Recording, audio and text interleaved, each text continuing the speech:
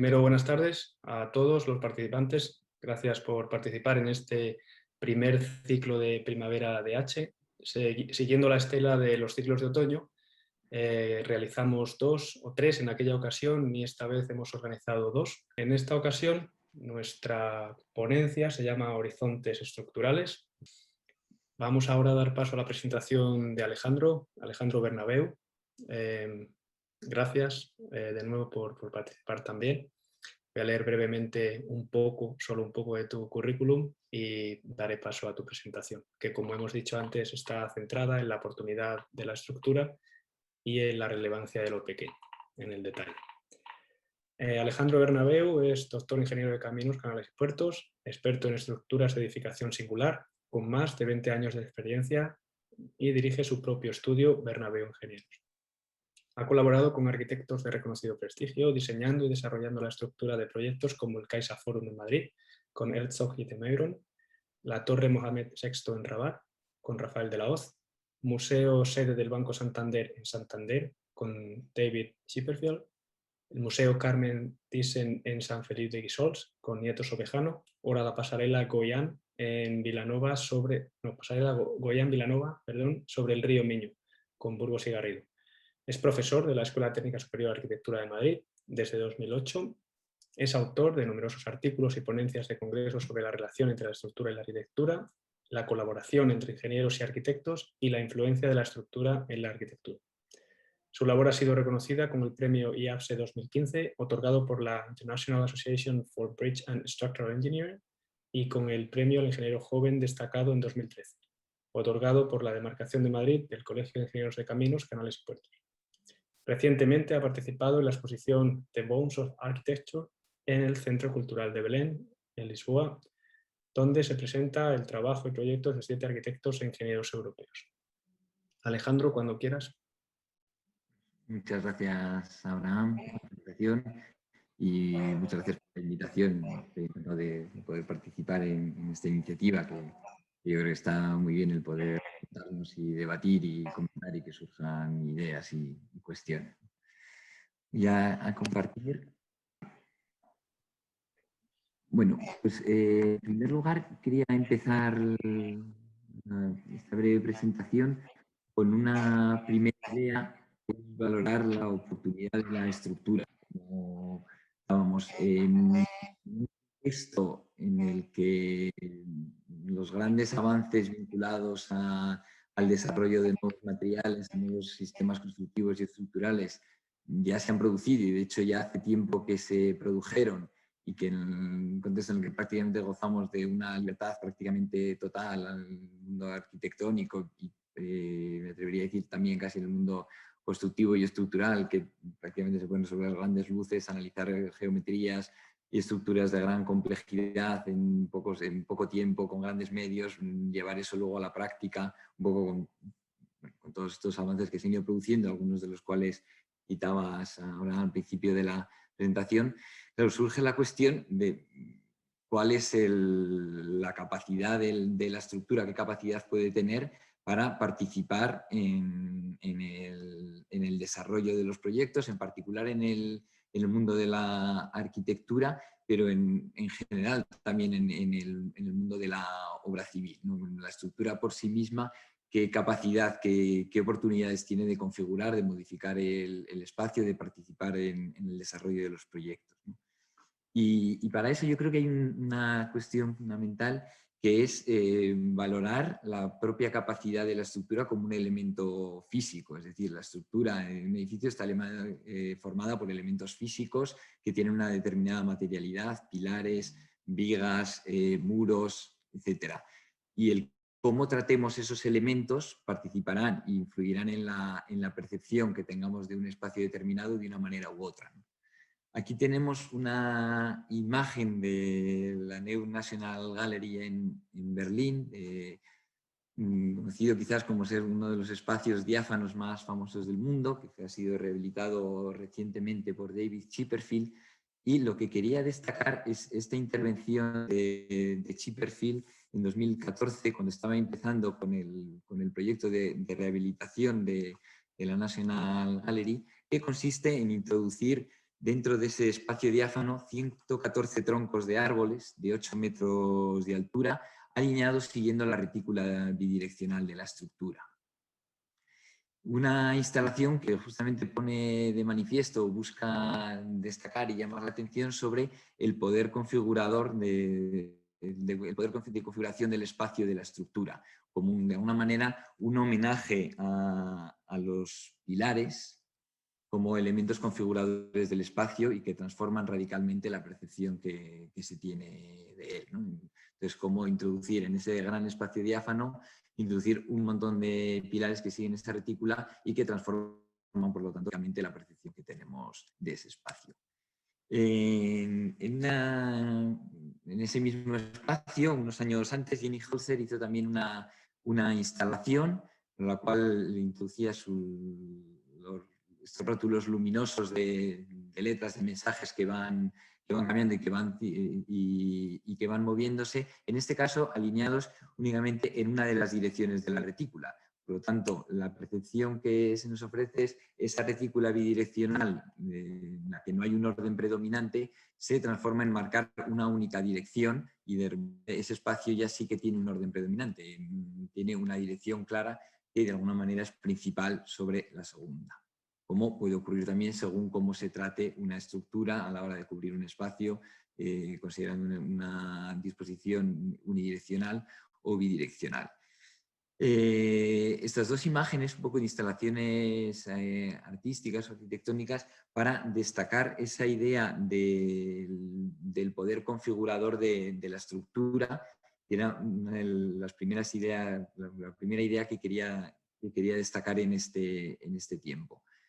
Voy a comentar ahora muy brevemente 4 proyectos que hemos desarrollado, que estamos desarrollando en el estudio, 2 como de mayor escala, mayor tamaño y 2 de menor escala, un poco como contraposición y con idea, aparte de destacar algunas ideas que irán surgiendo al comentar los proyectos, esa idea de importancia de la pequeño, por supuesto también importancia de lo grande, de las grandes luces, de los grandes sistemas estructurales, de las estructuras de gran complejidad, etcétera, pero también de la importancia del detalle, de muchas veces los requisitos económicos ajustados, la importancia de la rehabilitación, de las pequeñas intervenciones, etcétera, ¿no? A menudo tenemos tendencia como a fijarnos siempre y a presentar los grandes proyectos, que lógicamente son más llamativos, más espectaculares, pero muchas veces también en los pequeños proyectos y en las pequeñas intervenciones hay materia de reflexión, hay materia de proyecto y hay materia de avance.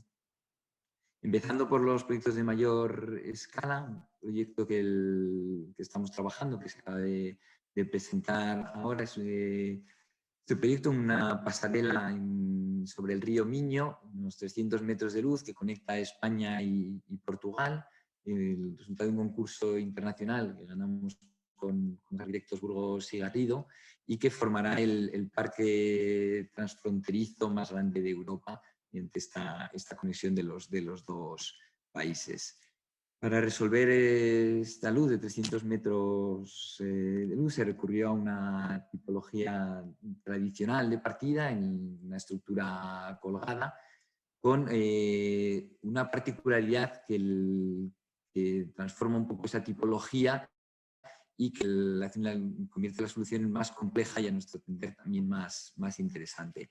La pasarela tiene un trazado curvo en planta y una disposición del cable principal de cuelgue excéntrica respecto al tablero, lo cual permite liberar las vistas desde la pasarela hacia la desembocadura del río Miño, de alguna manera también desvincular visualmente la gran estructura que salva los 300 metros de luz, este sistema colgado, de estructura colgada, de lo que es el propio tablero, más vinculado quizás a la escala del peatón que cruza y que conecta los dos parques. Esta disposición excéntrica del cable respecto al tablero genera, lógicamente, unos esfuerzos horizontales en el tablero, motivados por los esfuerzos de cuelgue de las de los tirantes al anclarse en el tablero, y esos esfuerzos horizontales son soportados por el tablero gracias a su trazado curvo en planta que actúa como un arco. Se genera, por lo tanto, un sistema funicular espacial que combina el sistema de catenaria del cable de cuelgue con el sistema arco del tablero. Y los dos sistemas funiculares, lógicamente, están relacionados. La modificación de uno implica modificación en el otro y viceversa. En este desarrollo de geometría de este funicular espacial, es un proceso de form finding en el cual colaboramos con los profesores Ole Olbruck y Pierluigi D'Appunto de la ETH de Zúrich, un proceso que es bastante arduo pero muy interesante, tanto para controlar geométricamente su desarrollo como para entender bien y comprender el comportamiento estructural del sistema y empezar a avanzar un poco en lo que podría ser el planteamiento del proceso constructivo. Pero en este entendimiento del comportamiento de la geometría y del sistema estructural, aparte de los sistemas computerizados, están muy bien también los sistemas de modelos físicos, como este modelo humano tenemos de la pasarela, en la que se reproduce también esta combinación del funcionamiento del arco en planta con el funicular del cable de cuelgue. O este modelo físico desarrollado por Marcio Sequeira con su sistema de modelos estructurales MOLA, que si alguno no conocéis os animo a que conozcáis, es verdaderamente interesante tanto a nivel didáctico como a nivel de proyecto. Y este modelo fue también muy interesante porque, aparte del modelo como modelo ya construido, el proceso de montar el modelo físico con las manos, de alguna manera ya nos permitió adelantar y entender muchas de las cuestiones constructivas que surgen luego en el desarrollo del proceso constructivo. Y un sistema, lógicamente, hasta que no está completamente montado el arco con los cables de cuelga, no encuentra el punto de equilibrio.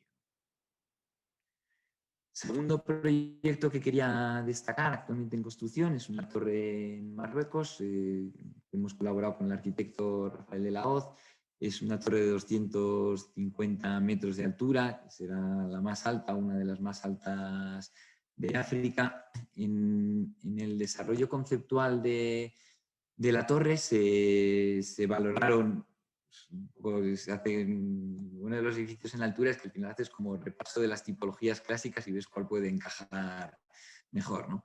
Aquí de partida se valoró la posibilidad de considerar únicamente el núcleo interior, se previó un núcleo interior de hormigón como elemento resistente para frente a las acciones laterales de viento y de sismo. Está en Rabat, que es zona sísmica, o la necesidad de recurrir a un sistema de tubo dentro de tubo, que es la que finalmente se empleó, fundamentalmente motivado por las condiciones del terreno, que eran muy desfavorables, y por lo tanto no se conseguía, con una solución únicamente de núcleo interior, controlar los desplazamientos laterales de la torre. Se recurrió, por lo tanto, a un sistema de tubo dentro de tubo. Se valoraron distintas alternativas de cómo configurar la retícula estructural de la envolvente exterior, en particular los sistemas de agriz o sistemas de tubo rígidos, siendo finalmente este último, el sistema de tubo rígido, el adoptado, que aunque estructuralmente es menos óptimo que los sistemas de agriz, que como sabéis funcionan transformando los esfuerzos de flexión en esfuerzos axiles, como en una celosía triangulada, y por lo tanto optimiza más el comportamiento y dimensionado de la estructura, pero motivado fundamentalmente por las indicaciones del cliente, que prefería una configuración de fachada que diera predominancia a la verticalidad y por lo tanto evitara la disposición de diagonales, se terminó adoptando un sistema de tubo rígido, un sistema clásico y que ha sido multitud de veces empleado, ¿no? Vemos una sección y una planta de la torre. La torre tiene otra singularidad importante y es la disposición excéntrica del núcleo en planta, motivado por dos cuestiones arquitectónicas y de configuración un poco de la planta y del proyecto en general. Por una parte, orienta la torre en la dirección norte, donde las vistas y la percepción de la ciudad son más favorables, más atractivas, y por otra parte, ubicar en la zona sur de la torre, generar lo que se denomina como una espalda técnica la torre, donde se concentran toda la disposición de maquinaria y conexión de instalaciones, puesto que una de las premisas de partida del proyecto era evitar la disposición de plantas técnicas buscando una uniformidad de la fachada. Con lo cual, esa ausencia de plantas técnicas se suplementaba con esa espalda técnica, por así decirlo. La disposición excéntrica del núcleo implica una serie de cuestiones estructurales, en particular una cuestión que hubo que controlar bastante en proyecto y que se está controlando ahora en obra, en relación a lo que son los asientos y acortamientos diferenciales entre el tubo rígido exterior y el núcleo interior de hormigón, que en algunos casos están muy próximos y tienen, sin embargo, un comportamiento diferencial bastante marcado. Simplemente un par de imágenes de la construcción. Esto es de hace un par de meses, el núcleo de hormigón mucho más avanzado que la estructura metálica exterior, con lo cual ha habido que hacer una serie de análisis también de las fases temporales de ejecución y la puesta en obra del tubo rígido exterior en las plantas inferiores, donde la densidad de los pilares metálicos es significativa. Y de este proyecto de gran escala y gran presupuesto, es decir, pasamos a un proyecto de menor escala, sobre todo de menor escala económica. Esto es una estación depuradora de aguas residuales en la que colaboramos con los arquitectos Padilla y Nicas, y el encargo era definir las envolventes de esta estación depuradora, con una premisa clara de partida, y es que el coste de las envolventes, el coste de la estructura y el coste del conjunto no podía ser superior, tenía que mantenerse en el mismo orden de magnitud, en los mismos baremos que manejan en otro tipo de edificaciones industriales o en otras estaciones depuradoras de aguas residuales. Digamos que tenía que aportar un plus al proyecto, pero con coste cero. Para ello se planteó utilizar el mismo sistema que es habitual en edificios industriales, de pórticos de estructura metálica, ariostrados en una dirección y rígidos en la dirección transversal, con una envolvente cubierta y paredes laterales de chapa. Con lo cual el juego consiste más en cómo trabajar esos pórticos estructurales, tanto a nivel arquitectónico, volumétrico, como en este esquema de uno de los volúmenes más sencillos, como a nivel estructural, en el que los requisitos de generar pórticos rígidos en la dirección de transversal, unidos un poco a la intención volumétrica, se aprovechaban para ir modificando algunos de estos pórticos, prolongando alguna de las líneas de cubierta, de tal manera que se generara un pórtico estructural más rígido al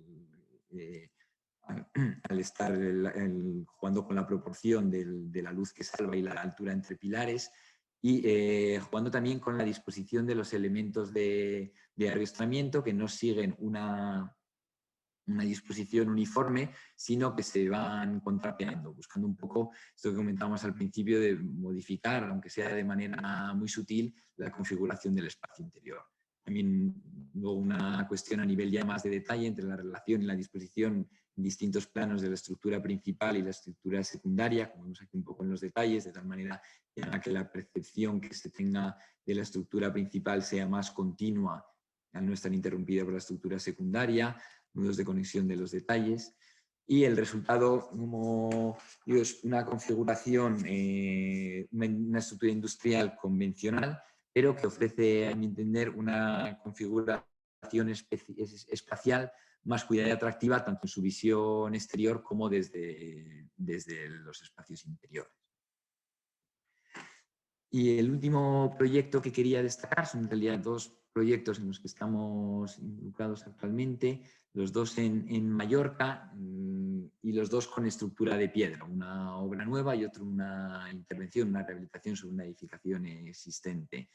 El primero es un proyecto de pequeña escala, en que se configura mediante la combinación de bóvedas de distinto tamaño, bóvedas de marés, canteras de allí de Mallorca, en cuyo análisis y desarrollo obviamente, pues, hemos recurrido a los sistemas clásicos, por lo que que adoptamos tipologías clásicas, en este caso con motivo más evidente, más inmediato, y lógicamente un análisis también mediante una antifunicular de cargas y mediante estática gráfica. Y este segundo proyecto de intervención, de rehabilitación de un edificio construido en piedra y con forjados de madera en Sineu, en Mallorca también, y en particular destacar esta escalera de piedra, una escalera clásica de caracol de Mallorca, y sirve también para destacar cómo es interesante valorar cómo bien entrado el siglo XXI, el esquema estructural y el funcionamiento de estas escaleras no se tiene un conocimiento claro, preciso que lo confirme, y desde luego no se puede valorar y analizar mediante complejos modelos de elementos finitos, sino recurriendo a sistemas de estática gráfica y muy vinculados también a procedimientos constructivos, ¿no? Vemos aquí en la imagen de una prueba de carga que se hizo de la escalera para confirmar un poco el comportamiento, más casi a un nivel constructivo que estructural. Y quería terminar esta breve presentación con una última idea en relación a la importancia del proceso de diseño. Para ello, voy a poner esta imagen de un cuadro del artista Luis Gordillo. Es un artista que me interesa especialmente y que en varias ocasiones ha presentado sus cuadros, sus obras finalizadas, junto con un reportaje fotográfico del proceso de desarrollo, del proceso creativo de este cuadro. La visión que se tiene de ese cuadro, viendo simultáneamente cuál ha sido el proceso, cómo unos elementos, unas imágenes, unas ideas han ido tomando preponderancia sobre otras y cómo han ido tomando más protagonismo, otras han quedado ocultas, etcétera, permite valorar, a mi entender, de una manera muy diferente ese cuadro. Y quería destacar esto porque en un contexto como el que estamos actualmente, en que cada vez se quieren más rápido los resultados finales, se quieren los proyectos en menor tiempo, prima la inmediatez y parece que lo único que manda es el resultado final. Yo creo que está muy bien reivindicar el proceso creativo y el proceso de desarrollo de los proyectos, no solo como un medio, sino también de alguna manera como un fin en sí mismo, como un recorrido que está muy bien hacer, en el cual se avanza, se retrocede, se prueban alternativas que luego se descartan y se termina alcanzando un resultado final, que evidentemente es el que se construye y es el que tiene valor, pero que tiene valor también en gran medida vinculado a ese recorrido, que por otra parte, como digo, tiene valor también en sí mismo. Y nada más, con esta idea termino y nada, quedo abierto a los comentarios y a debatir un poco entre todos. Muchas gracias. Muchas gracias, Alejandro. Gracias a los dos de nuevo por la participación y porque habéis cumplido en tiempo y forma. Así que vamos a dedicar el resto del tiempo. En principio está planeado hasta las 8 menos cuarto, pero bueno, creo que si el público tiene interés y hay preguntas y podemos alargar el debate hasta las 8, no habrá problema tampoco. Bueno, vamos a comenzar, o voy a lanzar 2 o 3 preguntas al aire y vosotros las cogéis y hacéis lo que creáis oportunos con ello. En principio, y centrándonos en el tema de horizontes estructurales, quería destacar también la elección de... Voy a compartir pantalla. La elección de la figura de portada, de la foto de portada.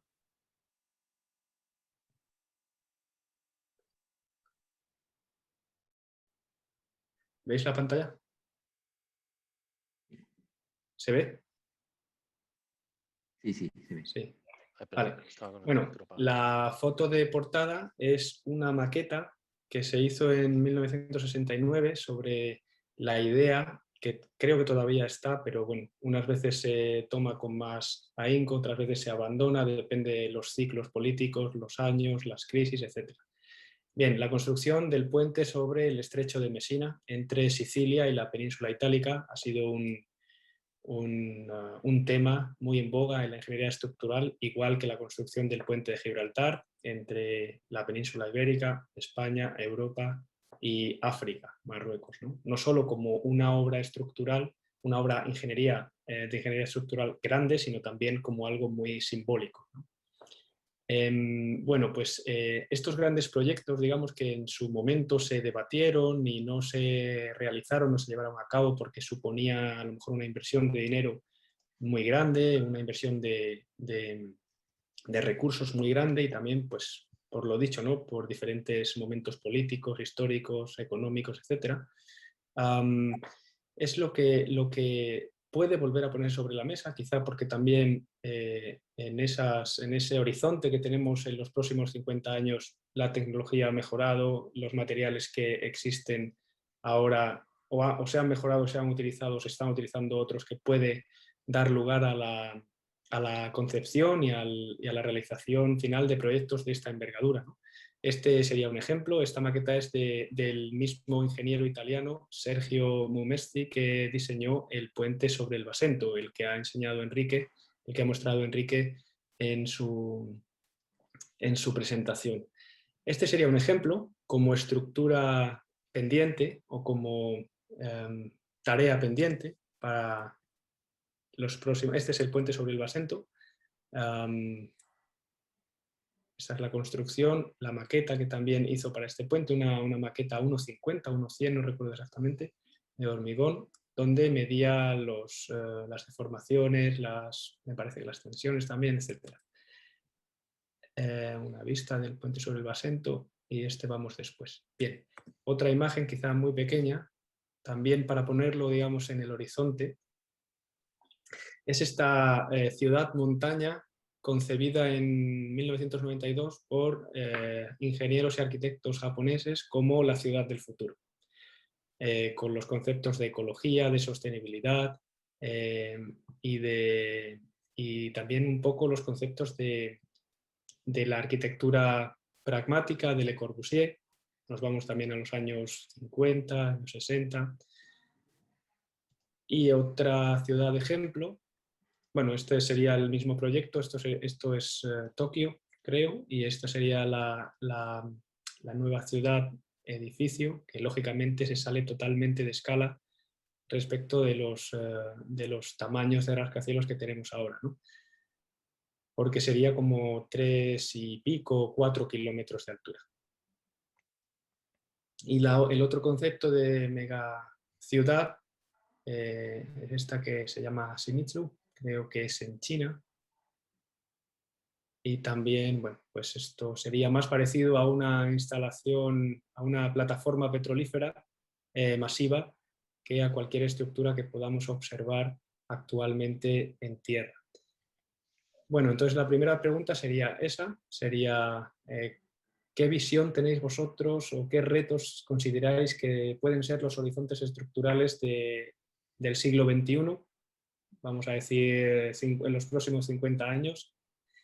Y si se podría llevar a cabo con los nuevos materiales, nuevas tecnologías, etcétera. Eh, pues sí que este contesto yo primero. ¿Cuáles son los retos estructurales del futuro? Yo creo, no estoy seguro si el futuro viene determinado por el más grande, el más espectacular o el más... sí, estos megapuentes sobre el estrecho de Gibraltar o estas torres de 3 kilómetros de alto son estructuras que conllevan algunas dificultades, ¿no? Técnicas, pero que yo creo que podrían ser perfectamente posibles. La cuestión es, lo que yo me pregunto es si tienen sentido, ¿no? Si están justificadas. Yo creo que uno de los retos que tenemos los ingenieros hoy en día es pues hacer diseños pues que cumpliendo, por supuesto, las expectativas de nuestros clientes, ¿no? Sean más responsables con el medio ambiente, llegar a diseños que sean óptimos. Para ello, pues las herramientas que tenemos hoy en día, pues han evolucionado mucho, ¿no? Hoy podríamos hacer una torre como la Torre Eiffel, pues probablemente con, no sé, con la quinta parte del acero que se gastó en hacer la Torre Eiffel, ¿no? Y eso es porque tenemos un conocimiento muy profundo de los materiales, aparecen nuevos materiales y tenemos también un conocimiento mucho más ajustado de la realidad, ¿no? de la realidad estructural, de las acciones, del comportamiento estructural. Entonces, yo creo que el gran reto es pues, construir y diseñar eficientemente. Y para eso pues hay que hacer uso de los nuevos materiales que están surgiendo, como yo, por ejemplo, he nombrado lo de la fibra del carbono. Estos polímeros reforzados con fibra de carbono, ya hay algunos ejemplos, pero por ejemplo en estos puentes de arco atirantado se han demostrado que son eficientes, son incluso más económicos que la misma tipología hecha con cables de acero. Creo que para eso también hace falta invertir mucho en investigación.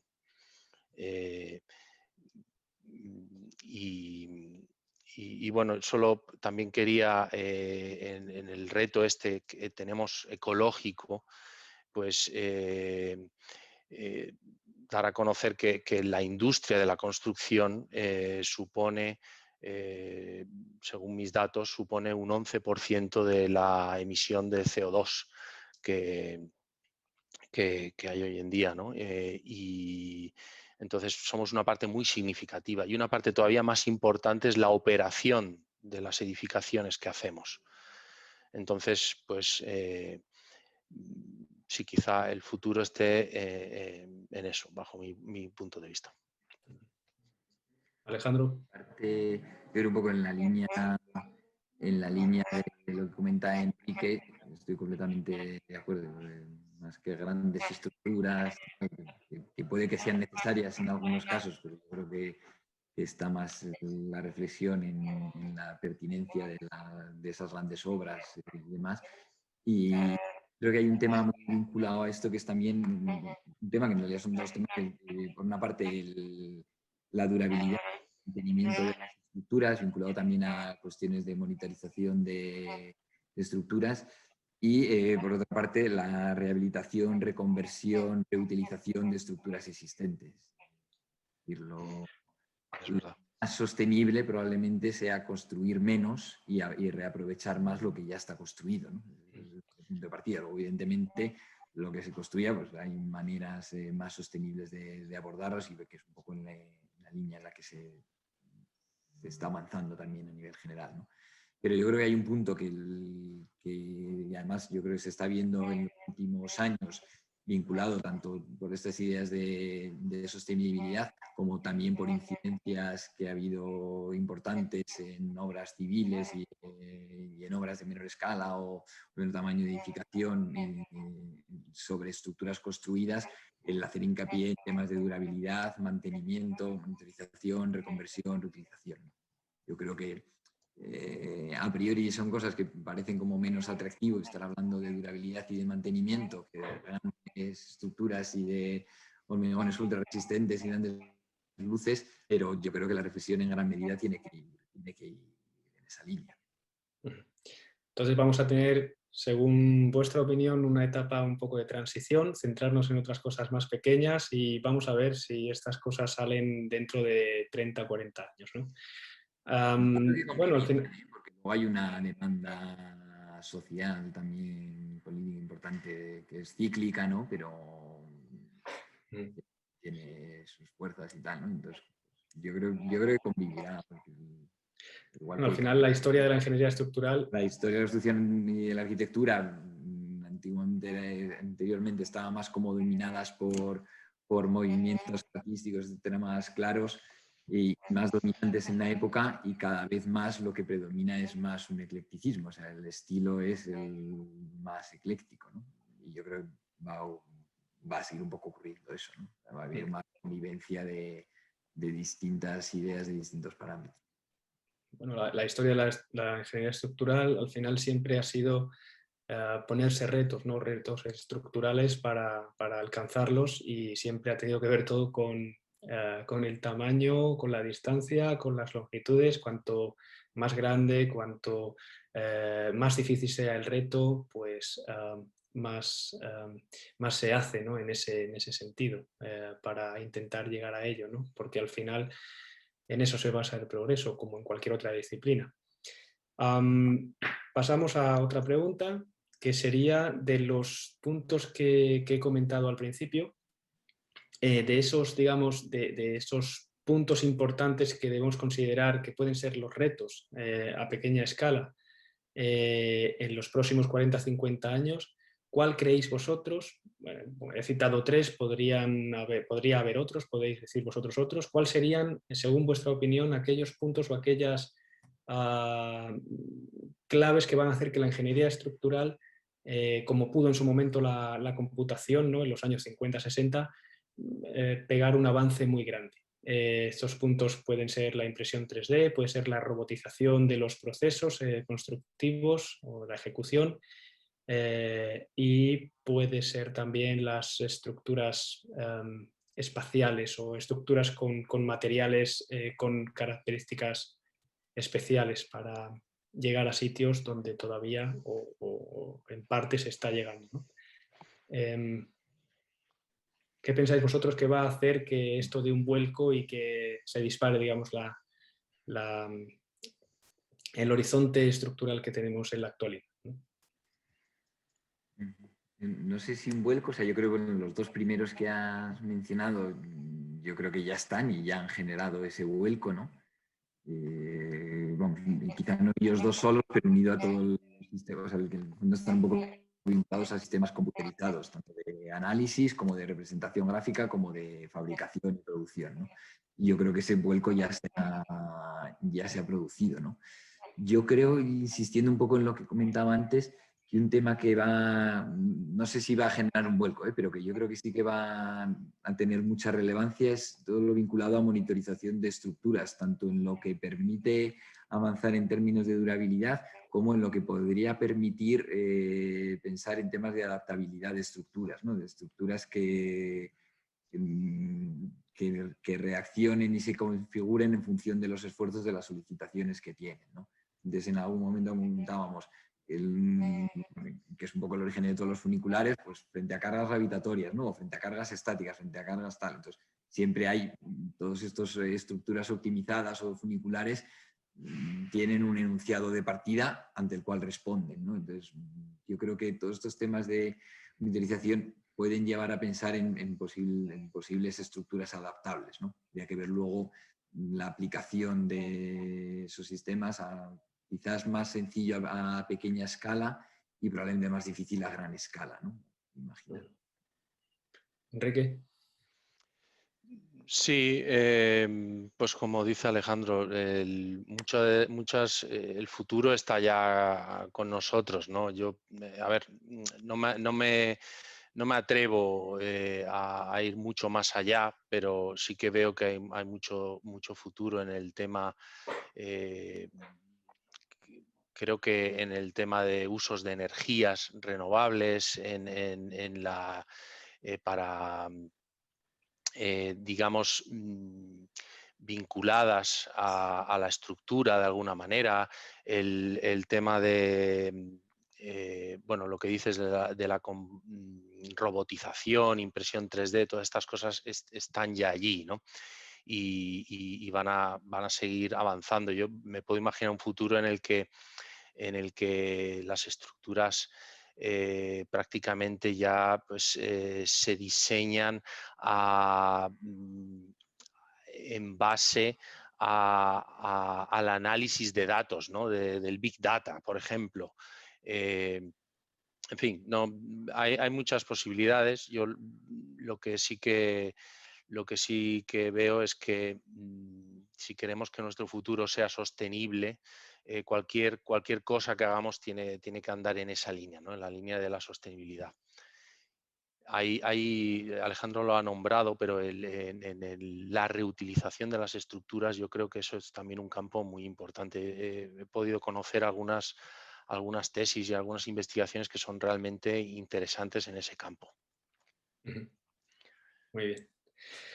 Bueno, vamos a dar paso a los participantes. Si alguien quiere participar, por favor, levantad la mano y os damos el turno de palabra. Bien sean preguntas en general o preguntas a alguno de los ponentes.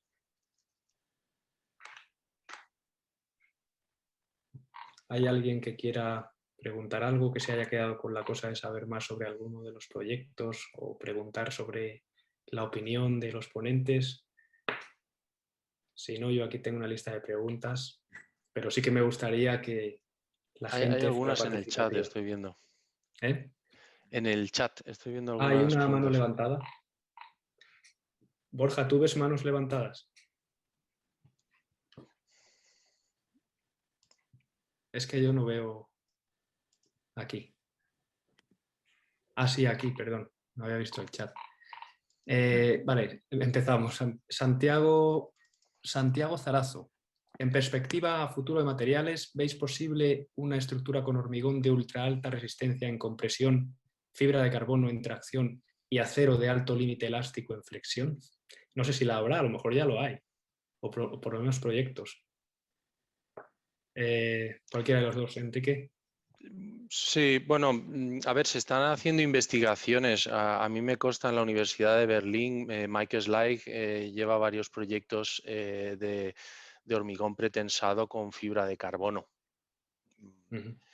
Entonces, Pero pues, con estas tres cosas juntas. Es decir, es como lo último de lo bueno, último. ultra resistencia, no sé qué entendemos por eso exactamente, pero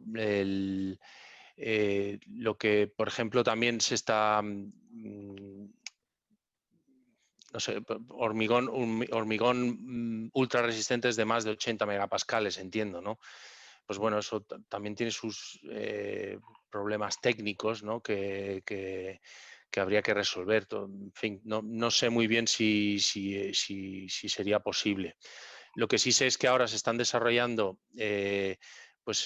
hormigones infraligeros, por ejemplo, hormigones para salvar, que pueden ser muy interesantes. De hecho, ya se están construyendo, son hormigones que pesan menos de 800 kilos el metro cúbico.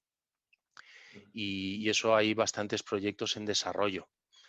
Y como digo, lo del hormigón pretensado con fibra de carbono. La fibra de carbono, pues bueno, lo bueno que tiene es que tiene muchísima resistencia, resiste, así como orden de magnitud, resiste 10 veces más que un acero al carbono. Es un poquito más blando, tiene un módulo de rigidez algo más bajo, pero sin embargo no fluye mucho. Tiene una rotura, una elongación en rotura más baja que el acero, ¿no? Más frágil. Entonces, bueno, pues ahí hay desde luego vías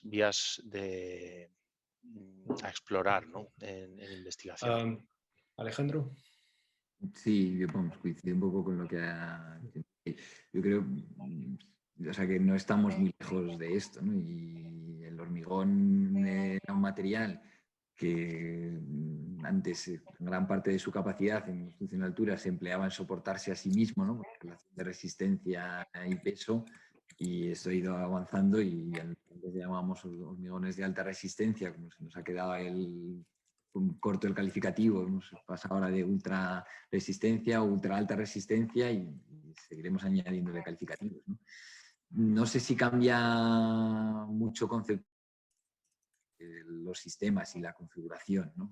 Sí que permite como mayor tamaño, mayor escala, mayor altura o mayor luces. Parece en ese sentido que puede suponer un cambio más significativo, un punto de inflexión mayor. Lo comentaba Enrique de hormigones ultraligeros, ¿no? Que permita entender el material desde otro punto de vista, me parece, ¿no?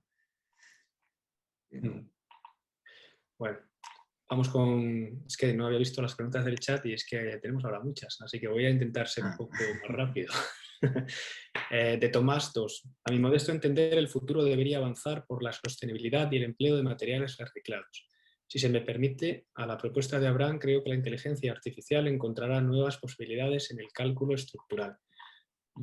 Eso es un punto y voy a leer los otros de Tomás 2 para que no tengo... bueno. Quiero preguntar, Tomás 2 también, ¿cómo podemos ganar más tiempo para los proyectos? Y si conocéis estudio de durabilidad de envejecimiento para temas de uniones por medio de resinas epoxi para ampliación, refuerzo de estructuras. Esto ya es más específico.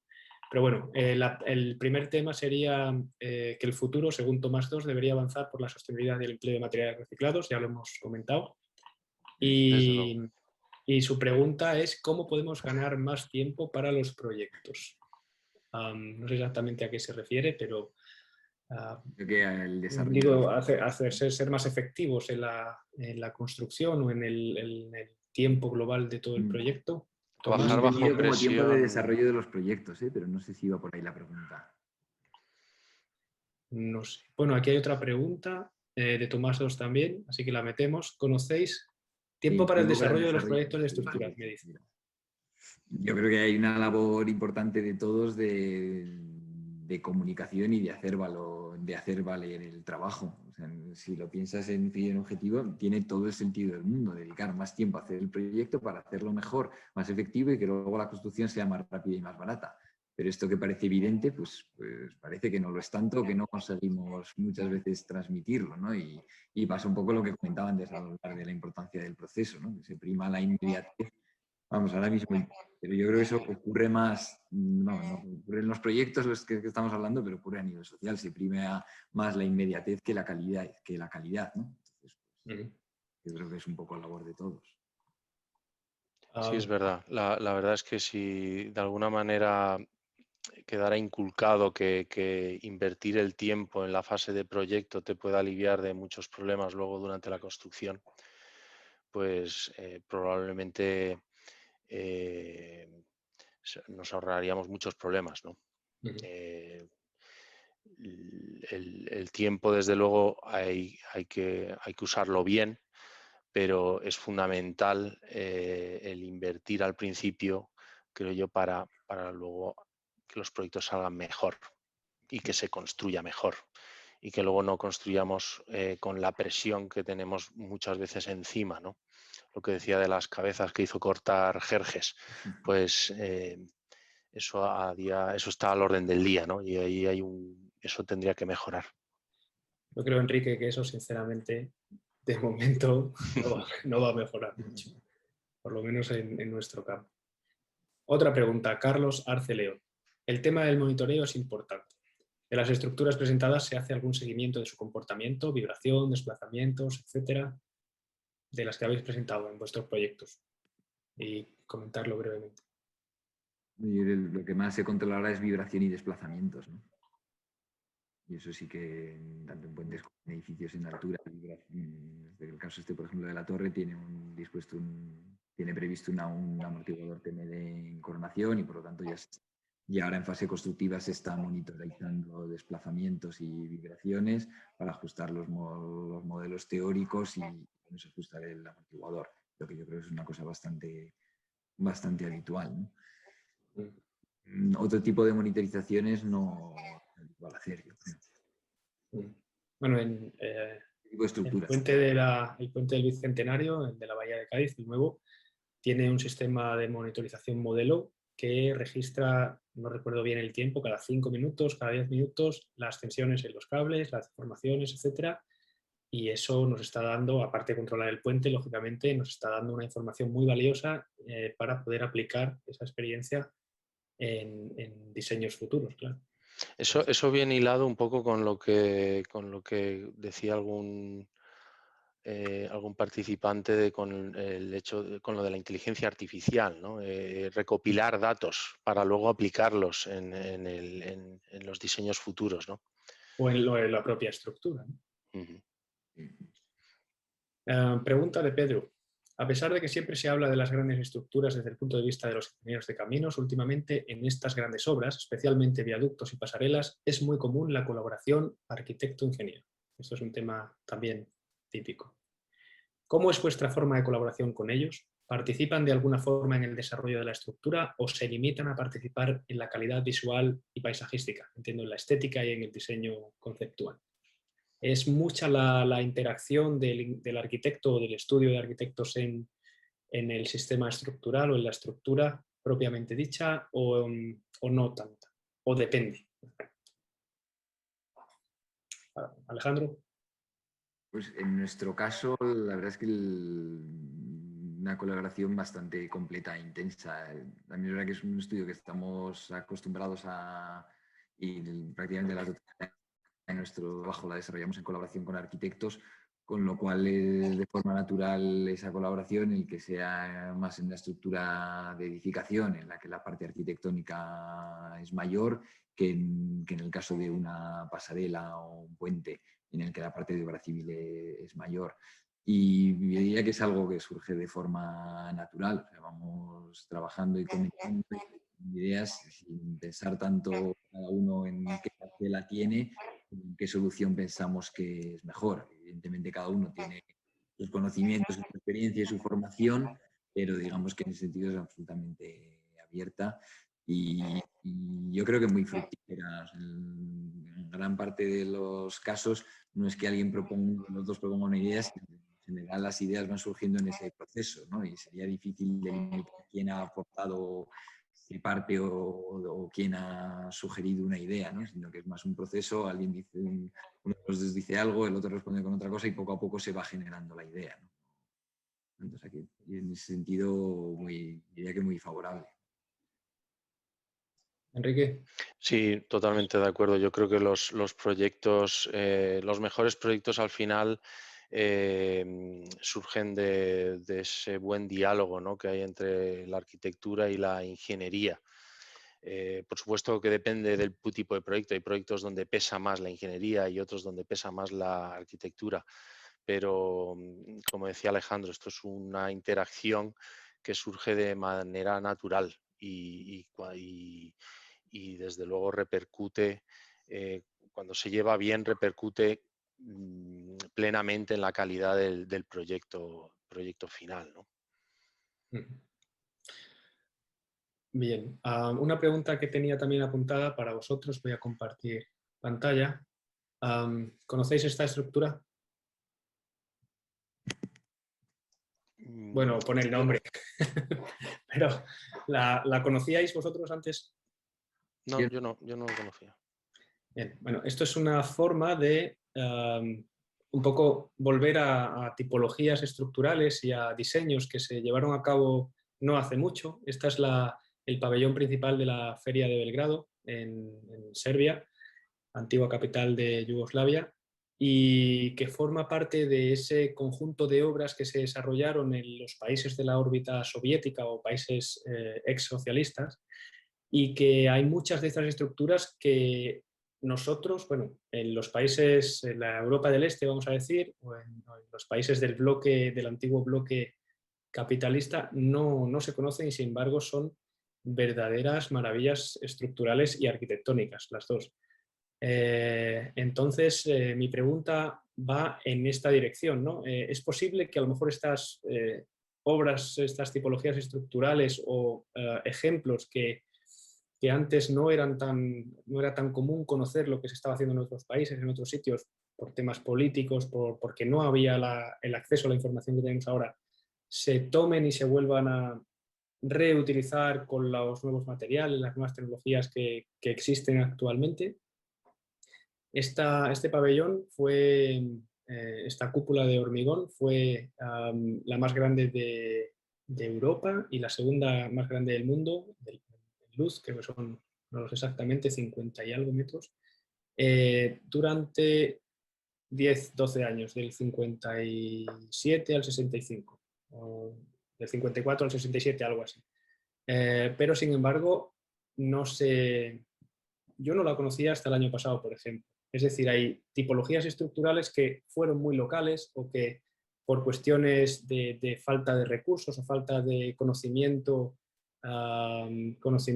técnicos no se llevaron a cabo, se llevaron a cabo una vez y se abandonaron porque suponía un coste excesivo, etcétera, pero que quizás se pueden volver a retomar y a plantear en el ámbito actual, ¿no? Esto también puede ser un factor importante para la ingeniería estructural en los próximos 10, 15, 20, 30 años.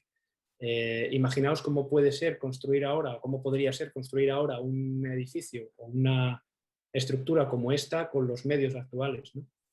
Entonces esa es la pregunta que os quiero lanzar. Respecto a tipologías estructurales, ¿está todo inventado? ¿Se pueden generar nuevas tipologías estructurales aplicando los mismos principios siempre, pero nuevas tipologías estructurales? ¿Se pueden recuperar también tipologías estructurales que en su momento se utilizaron muy poco, muy escasamente, o que ni siquiera se conocían en determinados sitios bueno, en determinadas zonas o regiones porque eran muy locales, aunque realmente eran estructuras maravillosas o que merecían la pena de ser conocidas, ¿no? Alejandro. Sí, bueno, yo creo que lo que has dicho, sí, sin duda. Y parece como una fuente muy atractiva de poder desarrollar posibilidades y sistemas, ¿no? En una época en la que aparece un nuevo material y se desarrolla, por lo tanto, nuevas tipologías basado en su potencialidad, en sus características y en sus cualidades. Y además es una época en la que, como dices, no había la misma interacción entre países, zonas, etcétera, regiones que hay ahora, y que por lo tanto pueden haber surgido, como es este ejemplo que comentas, variantes o distintas tipologías que hayan explorado ese potencial y que ahora al descubrirlas pues, pueda permitir de alguna manera tomarlas como punto de partida para nuevas estructuras, ¿no? Recuerda un poco como cuando hace un remake de una película española, una película que ha sido poco conocida y entonces la pone un poco la permite que tenga esta difusión, ¿no? Un poco, pero sí, yo creo que en gran parte ha habido una tipología de sistemas que ya han tenido un desarrollo muy intenso y que ahora de repente igual de poder descubrir y tener acceso a otras vías que fueron menos exploradas, pues tienen más recorrido, ¿no? De exploración. Por ejemplo, ¿cuál podría ser que has conocido recientemente, has investigado recientemente o visto o leído algún ejemplo que pudieras darnos? No sabría decirte, la verdad, así en general. No sé. O sea, sí que Yo veo, por ejemplo, muy tipologías, o en sea, boga ves últimamente. proyectos fuera del ámbito habitual y que tienen un enfoque constructivo o de trabajo con el material muy diverso, ¿no? Muchas veces vinculado a la propia tradición constructiva y a la propia forma de hacer propias de ese lugar, ¿no? Y que estamos menos habituados. Entonces, por lo tanto, sugieren otro tipo de enfrentarse a los problemas, ¿no? Por ejemplo, una tipología que me ha llamado mucho la atención, que se está volviendo a utilizar bastante, son las pasarelas de banda tesa, ¿no? Quizá porque antes no había muchos ejemplos, salían muy caras y pues quizá los hormigones no eran de la calidad que tenemos ahora, los aceros tampoco, y es una tipología que se está volviendo a reutilizar, o, ¿no? Por lo menos en los concursos que se están realizando últimamente, de pasarelas principalmente, casi siempre hay una banda tesa, siempre que lógicamente la tipología se ajuste a esto, ¿no? Entonces, por ahí quizá pueden ir los tiros también. Enrique, ¿qué opinas sobre esto? Bueno, a mí la imagen que has traído me recuerda que lo que creo que es un ejercicio muy interesante que debemos hacer todos es mirar a nuestro alrededor, ¿no? Lo que has hecho tú de ir a Belgrado a ver esta cúpula, yo no la conocía, pero es un ejercicio que creo que debemos hacer todos porque tendemos un poco a ignorar lo que ocurre más allá de nuestras fronteras, ¿no? Y creo que de todo hay que aprender, ¿no? Yo aquí lo que veo en este proyecto, por ejemplo, es una cúpula de toda la vida. Y lo que pasa que, bueno, pues su tamaño veo que está hecha con bastante cabeza, ¿no? Porque pues Veo que está hecho como elementos radiales que parecen estar aligerados. Veo que esa gran terraza anular que hay en el exterior es un anillo de tracción, ¿no? La que evita que la cúpula se abra, y es como muy brutalista, ¿no? De alguna manera puede ser incluso hasta intencionado, no es necesario, ¿no? Estructuralmente. Efectivamente, aquí se ve. Entonces, este proyecto yo lo veo impecable, ¿no? Hace uso de la curvatura, ¿no? que tanto nos ayuda para resistir. La curvatura nos ayuda a resistir grandes luces. Un puente curvo, pues tiene también sus virtudes, ¿no? Porque puedes hacer uso de esa curvatura para... hay puentes curvos que están hechos con vigas que no tienen rigidez a torsión, ¿vale? Y todo se resuelve con un par. Y ese par genera, gracias a la curvatura, genera ese es el elemento resistente principal, ¿no? Me recuerda un poco al puente de Alejandro sobre el río Miño, ¿no? Entonces, pues yo creo que hay que mirar afuera y aprender de todo un poco. Creo que todos los proyectos tienen sus circunstancias. Creo que de todo se puede aprender, aunque el proyecto sea malo o tengamos una opinión negativa del proyecto. Creo que de todo se puede extraer algo, al menos una lección a aprender. Y este proyecto que has traído es, a mi juicio, impecable. Estoy leyendo aquí la información.